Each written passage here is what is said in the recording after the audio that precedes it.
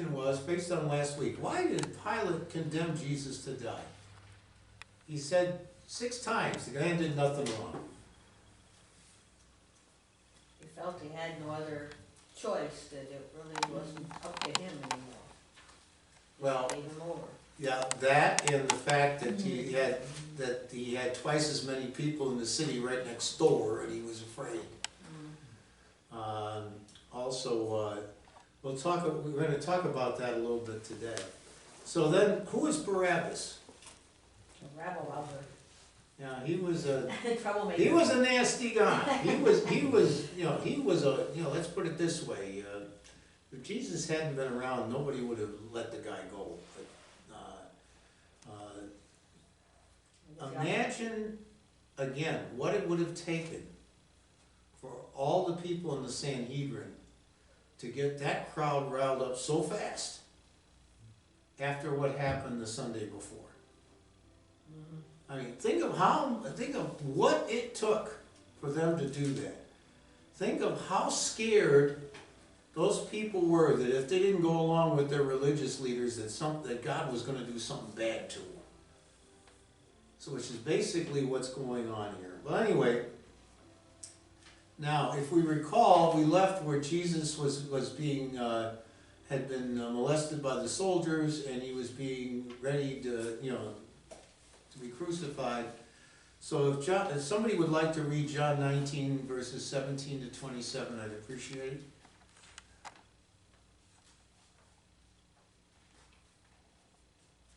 Crucifixion. Mm-hmm.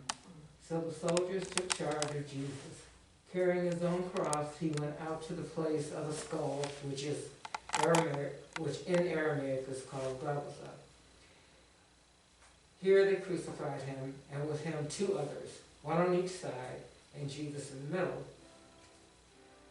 Pilate had a notice prepared and fastened to the cross. It read, "Jesus of Nazareth, the King of the Jews." Many of the Jews read this sign, for the place where Jesus was crucified was near the city, and the sign was written in Aramaic, Latin, and Greek. The chief priests of the Jews protested to Pilate, "Do not write the King of the Jews, but that this man claimed to be King of the Jews." Pilate answered, "What I have written, I have written."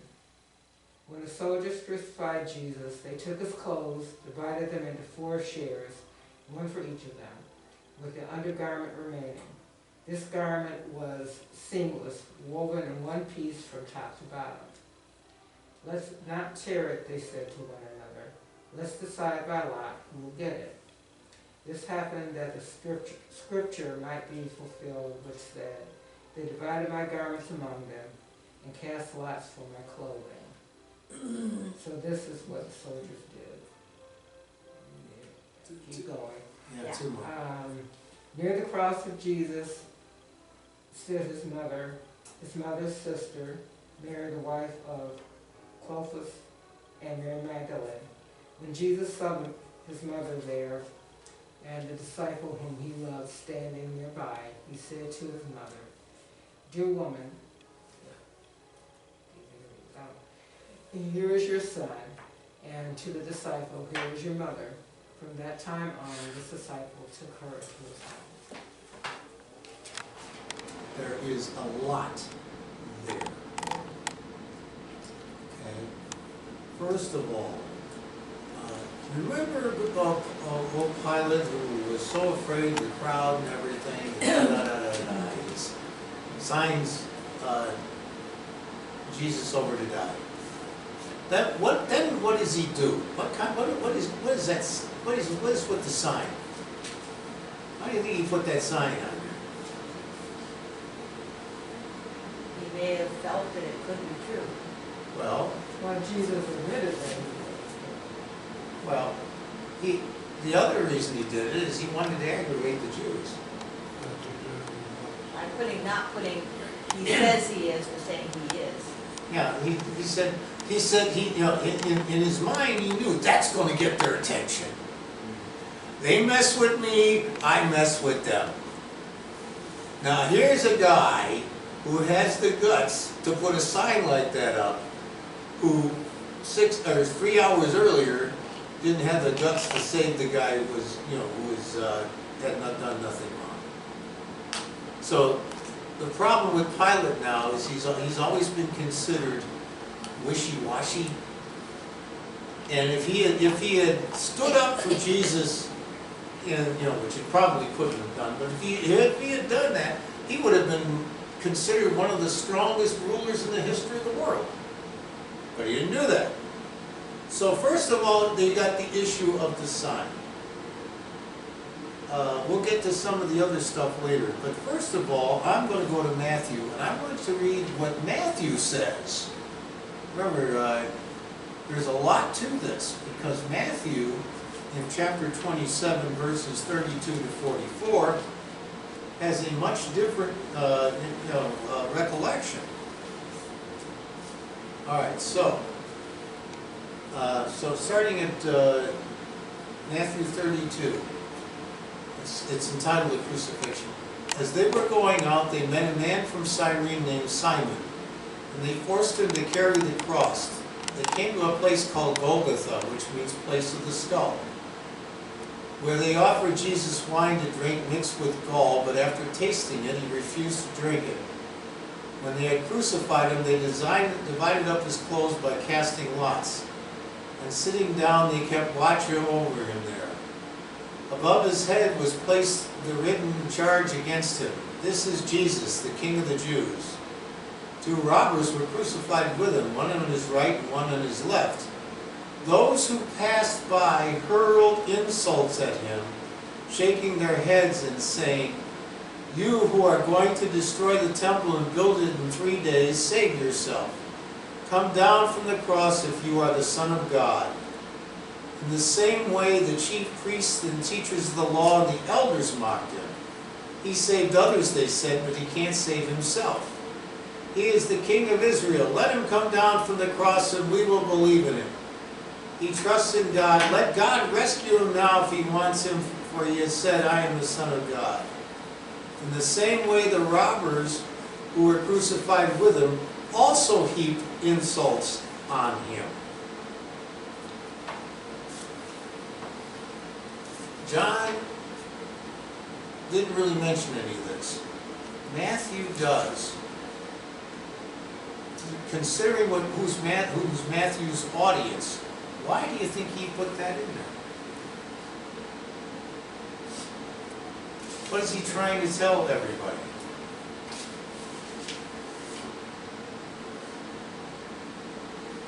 Okay, my friends and countrymen, you're the ones that were throwing insults at him. You're the one, the chief priests are the ones that saying, if you're the Son of God, come on down. You keep asking, why do the Jews believe what they do? Here's one of the reasons. Right, because Jesus didn't save himself. Exactly. If he's truly the Son of God, he should have just walked off the cross and said, "Hi there." But he didn't do that. And they expected the Messiah to have the power to do stuff like that. Save the world, stop wars. Yeah, exactly. So this should have been a no-brainer for him. The fact that he did not do this meant that this ain't the guy. Not in their eyes, anyway. Does that make sense? Yeah. So now, here's where it gets even more fun. Luke, remember, Luke is right, Matthew and John were both either there or nearby. Luke is writing this as sort of, he's doing this as a, if you want to call it, a doctoral thesis. He has been commissioned to write the history of Jesus. So in his history, he says in chapter 23, verses 26 to 43, remember what Matthew said about the robbers. Listen to what Luke says. As they led him away, they seized Simon from Cyrene, who was on his way from the country, and put a cross on him and made him carry it behind Jesus. A large number of people followed him, including women who mourned and wailed for him. Jesus turned and said to them, "Daughters of Jerusalem, do not weep for me. Weep for yourselves and for your children. For the time will come when you will say, Blessed are the barren women, the wombs that never bore, and the breasts that never nursed. Then they will say to the mountains, Fall on us, and to the hills, Cover us. For if men do these things when the tree is green, what will happen when it is dry? Okay, so none of the other two accounts ever mention anything like this, did they? Two other men, both criminals, were also led out with him to be executed. When they came to the place called the Skull, they were crucified him along with the criminals, one on his right and one on his left. Here's the point. Jesus said, Father, forgive them, for they do not know what they are doing. And they divided up his clothes by casting lots. The people stood watching, and the rulers even sneered at him. They said, He saved others, let him save himself, for he is Christ of God, the chosen one. The soldiers came up and mocked him. They offered him wine and vinegar. If you are king of the Jews, save yourself. There was a written notice above him which read, This is the King of the Jews. One of the criminals who hung there hurled insults at him. Aren't you the Christ? Save yourself and then us. But the other criminal rebuked him. Don't you fear God, he said, since you are under the same sentence? We are punished justly, for we are getting what our deeds deserve. But this man has done nothing wrong. Then Jesus said, Jesus, remember me when you come into your kingdom. And Jesus answered him, I tell you the truth, today you will be with me in paradise. Okay, Luke is the one that brings in the fact that one of the criminals actually stood up for him. Matthew said they both sneered at him. But then what matters here is everybody said, if you are really who you say you are, just get down. Let's call it a day. And again, all three accounts make that extremely clear. That the people who were there fully expected that Jesus was going to get up and walk away. All right? Now, there's more to it than that. First of all, why did Jesus have to carry his cross through town? Well, they flogged him, beat him up beforehand. Well, that too. But why did he have to carry his own cross through town? Anybody know? Well, apparently, according to scholars, and John knew this, there was a soldier with a placard that would go in front of him that would have the sign. And that was the sign we're talking about. So when it said that, that people saw it and were upset, this was the placard. Now the idea was that if you marched through the town, and if some man had reason to think that this was an unjust thing, they could come out and stop the procession. And maybe that would be retried. Nobody did. And notice two accounts said Simon the Cyrene had to carry the cross. Well, they had pretty much beaten up Jesus and put crown of thorns on him, so they found somebody else to do it. But again, that was the reasoning. They would take, in fact, sometimes they would take the long way, hoping that somebody would come out from the crowd. And it had to be male. Because what did one of the accounts say the women were doing? Mourning and weeping. Exactly. The women were mourning and weeping the whole way. But apparently their voices didn't count. So that was the first reason why they do that. And then when they get to the point of crucifixion, there's a special detail of soldiers that does this for a living, I guess. And the way this normally works is you just hang the person up there and just leave them. Now some of these people take like days to die. Okay? Days. And the thinking is, well, eventually the birds are going to come and, peck them and do whatever, because we don't bury these people.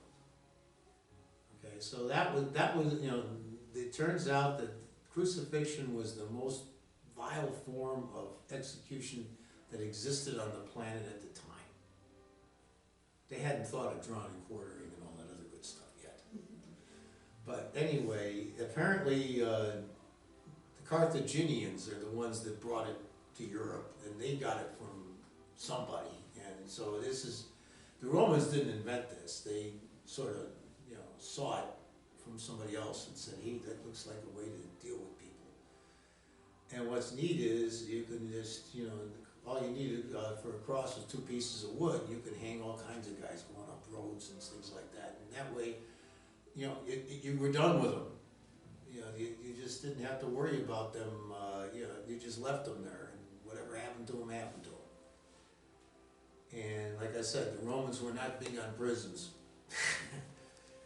So you got these 3 guys that know that that's what's going to happen to them. They're just going to be left up there. Now, it just so happens that Jesus was still considered Jewish. And Jewish law said that, once a person dies, you got to take them, down immediately. The other 2 guys they didn't care about. So the fact that Jesus was about to die mattered in this case. All right, why do you think they were poking them and feeding them stuff that was bitter and all this other kind of thing? Why do you think the 3 gospel writers included that? Well, didn't he say that what they were trying to give him was something for pain? That Well, yeah, except the 2 things they gave him were totally Vinegar and hyssop. Hyssop is terrible. strong, yucky tasting stuff. Yeah, it's yucky tasting stuff, that's right.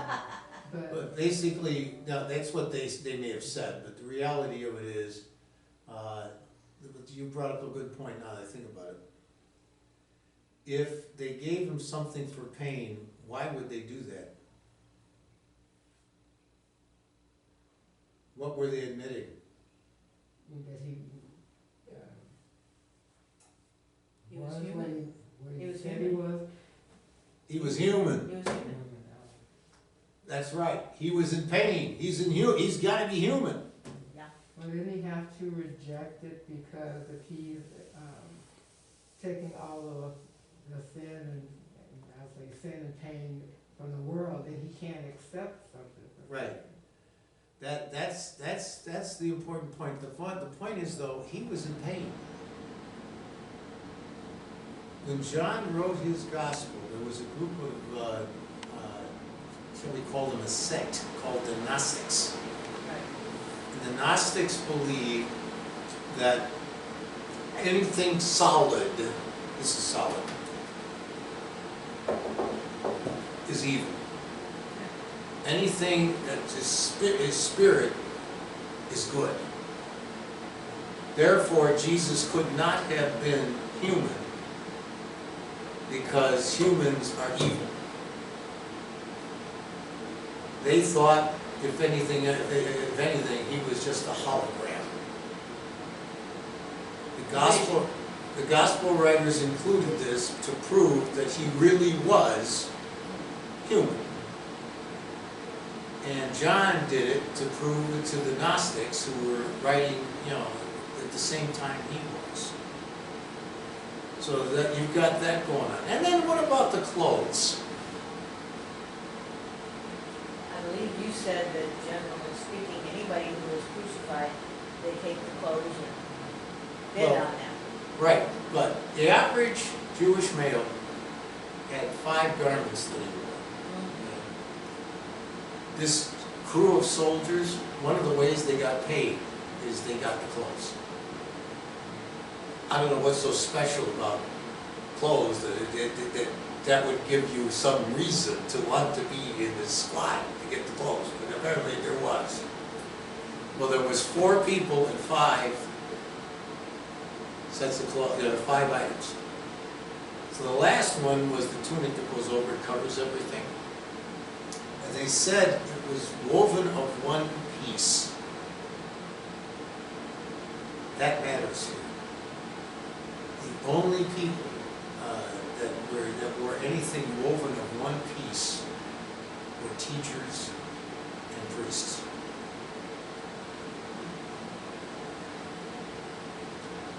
Now, supposedly Mary made this for Jesus just before he went out into the world, which is apparently what Jewish women did for their sons.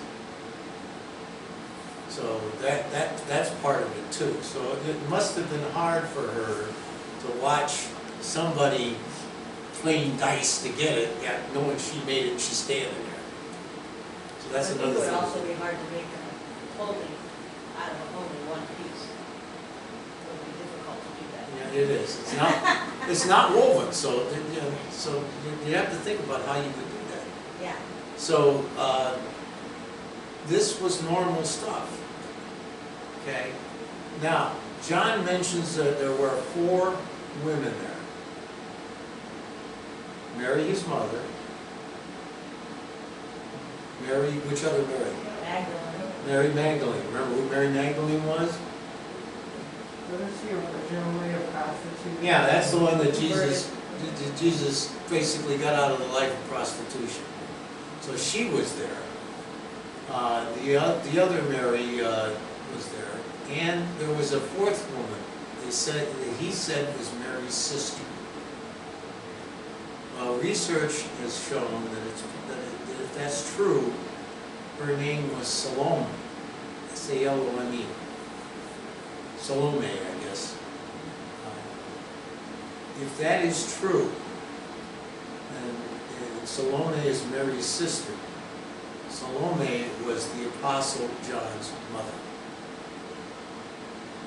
which means that Jesus and the disciple John were in fact cousins.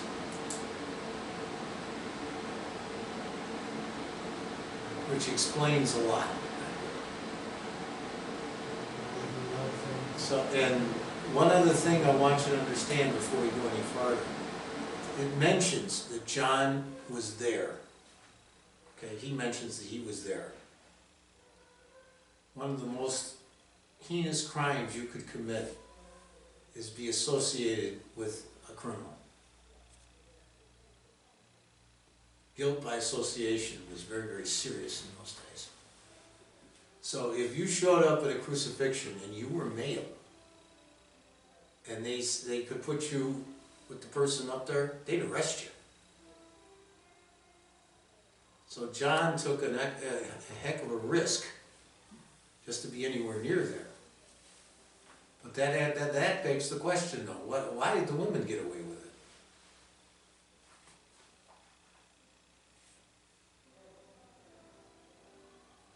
Yeah, women didn't really matter as far as like in the church. Yeah, they were considered no account.